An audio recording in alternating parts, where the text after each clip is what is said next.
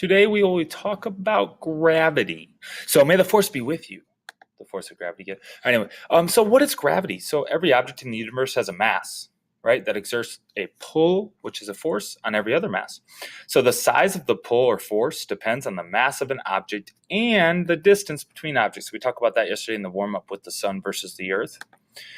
So an example, gravitational pull of the earth, large mass, strong pull, on molecules of atmospheric gases, small mass, weak pull, okay, keeps the atmosphere close to the earth. So because the mass of earth is so large, it's able to hold in an atmosphere.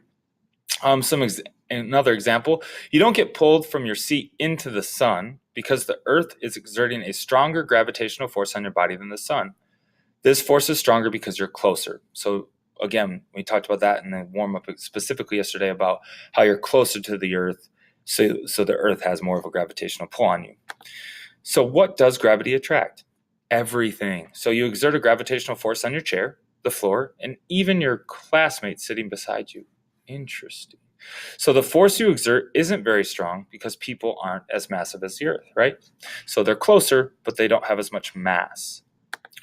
Recap time. So explain what gravity is, and then also explain why Earth's gravity is stronger on you than the sun's gravity, even though the sun's much larger. Should be simple. We've talked about that. So the law of universal gravitation. So Isaac Newton, smart dude, right? Back in the 17th century, he developed 3 laws of motion, right? You might have heard about those, and the law of universal gravitation. So these laws explain motions we observe on Earth and of the planets, stars, galaxies, and other bodies. So a myth about Isaac Newton is an apple fell on his head, causing him to defy gravity. That's not what happened. What happened was he watched an apple fall and wondered if all things were governed by that action of gravity. So he asked questions, experimented, and used math to find out that answer. So Newton's law of universal gravitation states that the gravitational force between 2 objects is proportional to the mass of each and inversely proportional to the distance between them. So let's look at what that looks like, because there's some words there where like, man, that sounds like math, proportions and inverse. And so let's look at some pictures. So here it is.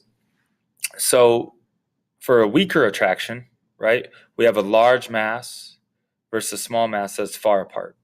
Stronger attraction, we have a large mass and a larger mass, right, that's closer together. So the stronger the attraction, right, it depends on how close it is and how large it is. So the strongest attraction you can have is where 2 large things are very closely related. Recap time. What is the law of universal gravitation?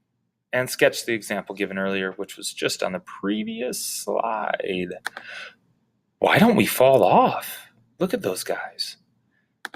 So gravity pulls towards the center. So the attractive force of gravity acts between the center of 2 objects. So if you look at the arrows going in, they're attracted to the center of the Earth. So gravity pulls toward the center. In the case of the figure standing on the Earth's surface, the effect of gravity attracts them towards the center of the Earth. So no matter where they stand on the Earth, they don't fall off, right? So they're attracted to the center. What's at the center of the Earth? Yeah, the inner core. All right, so the effects of sun and moon. So the sun's gravitational pull keeps the Earth orbiting around the sun, and the moon's gravitational pull on the Earth creates a swell in the sea, causing tides. Something you can get for next year going into 7th and 8th grade, talking about tides. So planets and moons. So planets are larger than their moons, and that keeps the moons from falling away from the planet. The moons would travel in a straight line without the force acting on it. So the moons, right, they have the gravitational pull of the planet. So the planet has to be large enough in order to have moons to have a gravitational pull on them. So because of the force of the attraction of the planet to the moon, the moon's straight line fall is pulled into a curve. So again, that it orbits around, right, in a curved line due to gravity. So the moon revolves around the planet as we revolve around the sun, right, because of the continuous pull of gravity. So Earth and objects in space. So because of Earth's gravity, satellites and the ISS, International Space Station, orbit the Earth. So astronauts in space appear to be weightless because they are in a state of a free fall, right? Due to gravity, the space vehicle and their bodies are falling around the Earth. So they're falling around the Earth at the same rate as they appear to be floating. So that's because they're orbiting, or that causes the orbit. So the sun and solar system objects. So our solar system has an elliptical shape, like a kind of a elongated, ovally looking shape. The majority of the objects in our solar system stay within this area, so they stay within that elliptical shape.